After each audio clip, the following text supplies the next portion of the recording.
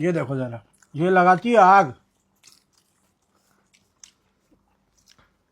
जबरदस्त माशाल्लाह।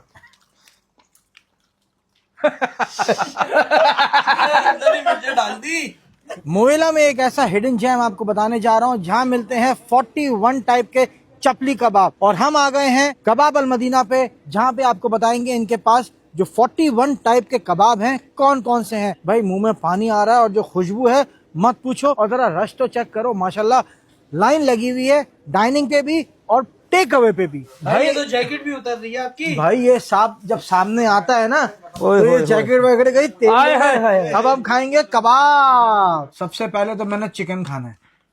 अच्छा तो तुम्हें कबाब भाई मैंने जिंदगी में पहले कभी हिरन नहीं खाया और आज कबाब अल मदीना पे मैं हिरन का कबाब खा रहा हूँ। क्या टेस्ट है, लाजवाब माशाल्लाह। मटन का चपली कबाब।